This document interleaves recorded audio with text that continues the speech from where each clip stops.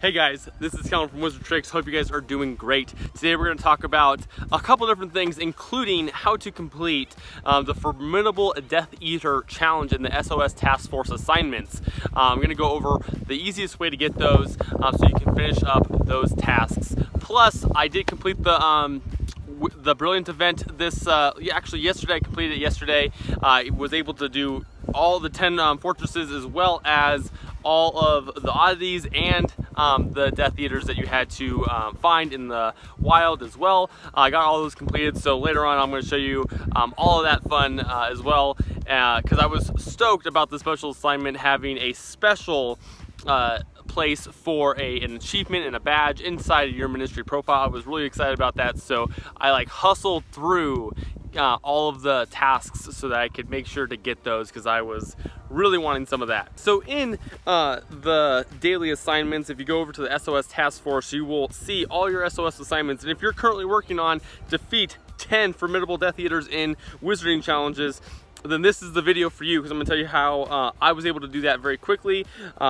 Just the other day, I was able to complete all of these, so I'm going to run through them, and then I'm going to tell you how to get the Death Eater one, which is the hardest one for this set. So just remember, so I'm going to go through just like the sequence of this, because there's a little bit of storyline. If you guys didn't know that, the SOS assignments have a little bit of a storyline component to it as well, so definitely take the time to read these out. But this one, Hagrid's talking, it says, just remember, when you're fighting, keep your wits about you, stay calm, and you'll do fine. Either that, or you'll run at them like a wild hippogriff. Do one or the other. So there you go. Then we're gonna finish all of these. Here's Harry. To keep winning Wizard Challenge is teamwork. It helps to know your teammates. Communication is the most important thing, and I totally agree about that. That's a great tip from Harry. Communicating when you're in Wizarding challenges, the more communication you have with your teammates, the better you'll do, and the more effective you'll be as a team, and therefore you'll be able to do higher Wizarding challenges. All right, I once had a student. He wasn't much at first. His first 2 years or 3 at Hogwarts were not noteworthy, but he never stopped, even though he had difficult circumstances that gave him an opportunity for lots of excuses. He was essentially an orphan, and his circumstances made him a bit of an outsider to many. But Neville Longbottom became one of the best students I ever had, and eventually professor. Perseverance will overcome a lot of obstacles. There we go. Minerva McGonagall with those awesome words. I totally agree. Fun fact, Neville Longbottom is one of my favorite characters inside of the Harry Potter universe.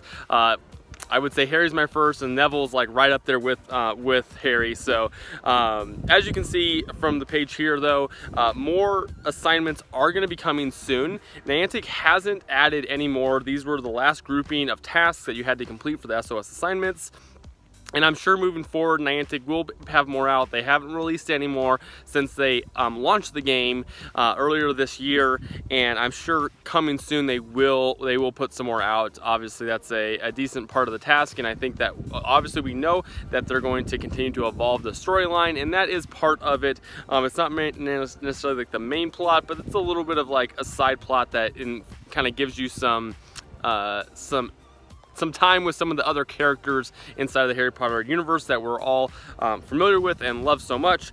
So definitely make sure to complete those tasks. So now let me tell you how I was able to complete all of the Formidable Death Eater battles, because those are some of the tougher ones. Obviously, I think the Formidable Pixie was a little bit more challenging, at least for me. But let me tell you how I was able to defeat all the Death Eaters. So obviously I am an Auror, which means that Death Eaters are going to spawn a lot more commonly inside of Wizarding challenges or fortresses. So for me, the ones that I picked and I saw a lot of, literally I had one fortress battle where I saw 5 or 6 Death Eaters, and those were in the tower chamber 2s and 3s. Basically, I got it so that I picked the one that I would have 4 to 5 enemies in when I soloed it, and then of course I'm a an Auror, so the Dark Wizards and Death Eaters spawn more commonly, and I got a ton of Death Eaters, Formidable Death Eaters. And the tricky part about this is you need the formidable version of the Death Eater, not all the other types of versions of the Death Eater. And I found that in the tower chambers, those are where that level spawned a lot. I used a level 1 runestone in those as well, so that way you know going forward when you go inside of wizarding challenges. Now, if you're not an Auror, I really recommend that you get an Auror or two to hang out with you and go do some wizarding challenges, because it'll be more likely that those Death Eaters actually pop up when you are battling with a fellow Auror, because their proficiency is Death Eaters. So it'll be much more common for those to pop up. So like I was saying, I also finished all the brilliant assignments, including the special one at the very end, which I was really excited that Niantic put in there for this particular brilliant event. So I'm gonna go ahead and show you all of that. Check it out, as well as some awesome cool footage from where I'm at currently. It's a pretty cool place up here, so check out some of the cool footage.